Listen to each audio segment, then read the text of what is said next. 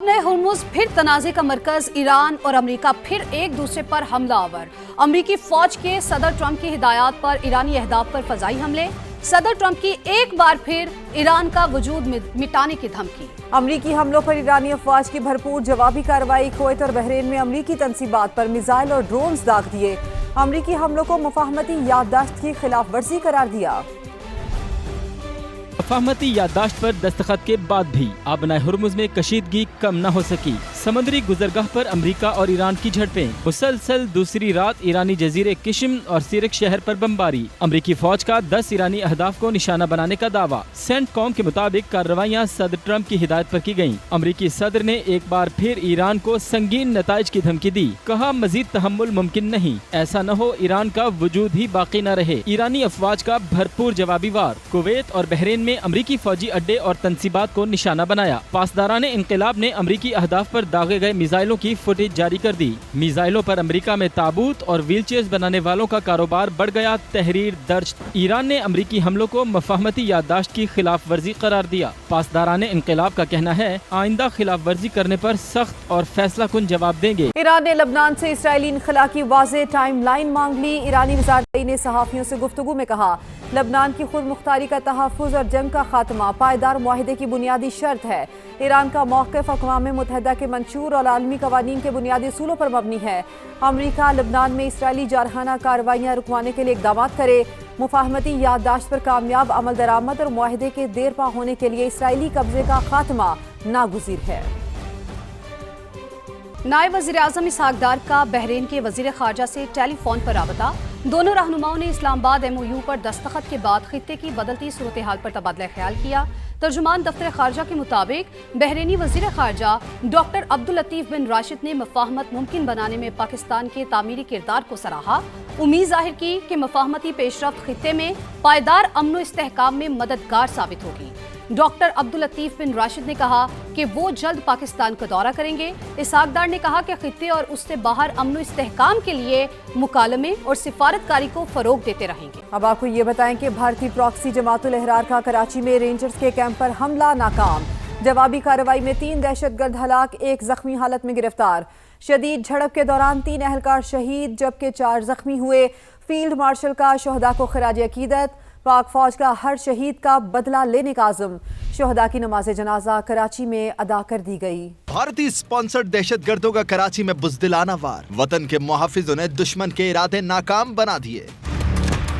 ISPR के मुताबिक Sindh rangers के कैंप पर इंडियन प्रॉक्सी जमातुल अहरार के खवारिज ने 27 जून को हमला किया। मरकजी दरवाजे पर धमाका करके अंदर दाखिल होने की कोशिश की। रेंजर्स एहलकारों का बर वक्त और मौसर एक्शन। 3 दहशतगर्द जहन्नुम वासिल, 1 जख्मी हालत में गिरफ्तार। पकड़ा गया हमला आवर अफगान शहरी निकला। दहशतगर्दों से लड़ते हुए 3 जवान वतन पर कुर्बान, 4 जख्मी हो गए। फील्ड मार्शल सैयद आसिम मुनीर का शोहदा को सलाम अकीदत। अहले खाना से दिली हमदर्दी का इजहार। अस्करी तर्जुमान के मुताबिक कौम शोहदा की कुर्बानियां रायगा नहीं जाने देगी। खून के एक एक कतरे का हिसाब और बदला लिया जाएगा। दहशतगर्द हमले में शहीद जवानों की नमाज जनाजा कराची में अदा की गई। वफाकी वजीर दाखिला, गवर्नर सिंध, वजीर आला सिंध और DG रेंजर्स ने शिरकत की। शोहदा के लवाहिकीन और सीनियर सिविल और अस्करी हुक्काम भी बड़ी तादाद में शरीक हुए। शोहदा के जज्दे खाकी पूरे फौजी एजाज के साथ तदफीन के लिए आबाई इलाकों को भिजवा दिए गए। वजीर दाखिला ने गवर्नर सिंध के हमरा जाए वकुआ का दौरा किया। वाज़ेह किया कि हमले में मुलव्विस दहशतगर्द अनासिर कहीं भी छुपे हों, पीछा करके कैफरे किरदार तक पहुँचाएंगे। और बहरी कज़ाकों की कैद में 10 पाकिस्तानियों को आज 65 दिन मुकम्मल हो गए हैं। रिहाई के लिए कोई पेशरफ्त सामने नहीं आ सकी। जहाज में मौजूद सेकंड ऑफिसर सैयद काशिफ की अहलिया का कहना है कि बेटियां हर वक्त अपने वालिद को याद करती रहती हैं। उन्होंने हुकूमत पाकिस्तान से मुतालबा किया है कि फौरी इक़दामात करके उनके प्यारों की बाहिफाजत रिहाई यकीनी बनाई जाए। किसको फ़ायदा हुआ और किसको नुकसान, हमें इससे कोई सरोकार नहीं। वज़ीर-ए-आज़म ने वाज़े कहा कि हर फैसला मेरिट पर होगा। वफाकी वज़ीर पेट्रोलियम अली परवेज़ मलिक का ऑयल मार्केटिंग कंपनीज को फ़ायदा देने की खबरों पर रद्द-ए-अमल। दावा किया हुकूमत अब तक पेट्रोल की कीमत में 160 रुपए तक कमी का रिलीफ अवाम को मुंतकिल कर चुकी है। 130 अरब रुपए की सब्सिडी भी दी गई है। हुकूमत ने जो भी अवाम को सहारा दिया उसके लिए 130 अरब रुपए वफाकी हुकूमत ने अपनी जेब से खर्चे हैं। اس کے لیے جب وسائل تنگ پڑے صوبائی حکومتوں کے ساتھ مل کے صدر زرداری صاحب نے بیٹھک کروائی, سہیل آفریدی صاحب سے لے کے مریم نواز شریف صاحبہ نے وسائل دیے. مجھے وزیر اعظم پاکستان نے صرف اور صرف ایک ہدایت دی ہے, ناجائز زیادتی کسی بھی طبقے کے ساتھ نہ کرو. جو حقیقت مندانہ جو حقائق تمہارے سامنے آتے میرٹ پہ فیصلہ کرو, اور کوئی گھبراہٹ کا تمہیں کوئی اس کے اوپر نہیں ہونی چاہیے. میں نے وہی فیصلہ کیا ہے, میرا فیصلہ ہے, میں قائم ہوں, اور سارے کے سارے حقائق سوشل میڈیا پہ پلیس کیے ہیں. کسی کو گھاٹا ہے, نقصان ہے, اس سے اس عوام کا لینا دینا نہیں ہے.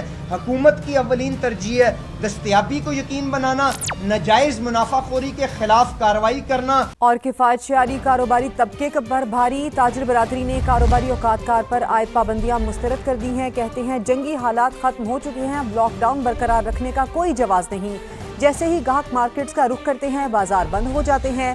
حکومت فیصلے پر نظر ثانی کرے. بس ہو چکی ہے, تاجر فاقوں پر مجبور ہو چکا ہے. لاک ڈاؤن کو ختم کر دیجئے تاکہ تاجر اپنے بچوں کا بھی پیٹ پال سکے, ٹیکس بھی دے سکے. دکانوں کے کرائے پورے نہیں ہو رہے, بجلی کے بل پورے نہیں ہو رہے. بازاروں کو بند کر کے دکانداروں کا معاشی قتل نہ کریں. 8 بجتے ہیں فوراً مطلب آ جاتی پیرا فورس آ جاتی ہے کہ دکانیں بند کر دیں, تو سامان باہر پڑا ہوتا ہے اٹھا کے لے جاتے ہیں. موسم گرم ہے, دن میں تو کوئی آتا نہیں. شام کو گاہک ہوگا تو شام کو ہماری دکانیں بند ہوگی تو کاروبار ختم ہو گیا. چھوٹے دکاندار بہت پس رہے ہیں, جو حالات کاروبار کے جا رہے ہیں ہر بندہ پریشان ہے, کاروبار زیرو ہوئے پڑے ہیں. 9, 10, 11 بجے کا جو دکاندار ہوتے ہیں وہ بند کر کے مارکیٹ کی طرف نکلتے ہیں, آگے مارکیٹ بند ہوتی ہے. اس طرح جو ہے نا ہمارے بھی کاروبار میں فرق پڑتا ہے. جو ہمارے پاس پہلے 8 لڑکے تھے اب اس کی جگہ 4 لڑکے آ گئے ہیں. اپیل کرتے ہیں تو حکومت 9 بجے کا لاک ڈاؤن ختم کر. رات والی پابندی ہے دکانداروں کے لیے, ہوٹلوں کے لیے, اس کو فی الفور ختم کر دینا چاہیے. بڑے بڑے مالز ہے, جو بڑے بڑے شاپنگ سینٹر ہے, تو ان لوگوں کا بہت بڑا نقصان ہے. ان کو کم از کم ریلیکسیشن دیا جائے. جو شادی حال ہے اور ہوٹلز ریسٹورنٹ والے ان کو 12 بجے تک وقت دیا. ہمیں مشورہ نہ دے خود مستعفی ہوں. سندھ اسمبلی میں اپوزیشن لیڈر علی خورشیدی کا جیالی قیادت کو مشورہ. مولوی بلاول بھٹو نے قومی اسمبلی میں ایم کیو ایم کو وفاق سے الگ ہونے کا مشورہ دیا. پیپلز پارٹی کو سندھ کے مسائل حل کرنے ہیں تو صدر زرداری اور چیئرمین سینٹ بھی استعفیٰ دیں. اگر ایسا ہوتا ہے تو ایم کیو ایم بھی فوری استعفے دینے کو تیار ہے. نکلو وفاقی حکومت سے, یہ ایک سجیشن دیا اوبیسلی چیئرمین پاکستان پیپلز پارٹی نے. سندھ کے یہ سارے ایشوز میں نے گنوا دیے, ارسا سے لے کر K4 بھی ڈال دیں, اس میں گرین لائن بھی ڈال دیں, سب کچھ ڈال دیں. تو لائیں بلاول بھٹو زرداری صاحب پریزیڈنٹ آف پاکستان کا استعفیٰ, آئے سندھ کے ایشوز پہ کھڑے ہوں, آئے چیئرمین سینٹ کا استعفیٰ رکھ کے پاکستان پیپلز پارٹی ایم کیو ایم کی 2 وفاقی وزارتوں کا استعفیٰ آپ کے ہاتھ.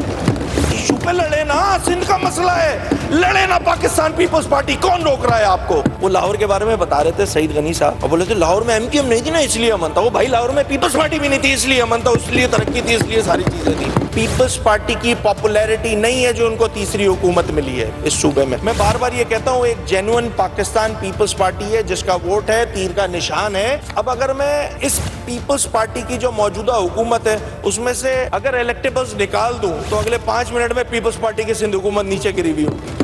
ہم نہیں چاہتے آپ وفاقی حکومت چھوڑیں, استعفیٰ دینے کے لیے نہیں آواز اٹھانے کے لیے کہہ رہے ہیں. وزیر اعلیٰ سندھ مراد علی شاہ کا اپوزیشن لیڈر کو جواب. بولے سندھ میں ہونے والے ریکارڈ ترقیاتی کام دیکھنے کے لیے چشمہ نہیں اچھی نیت کی ضرورت ہے.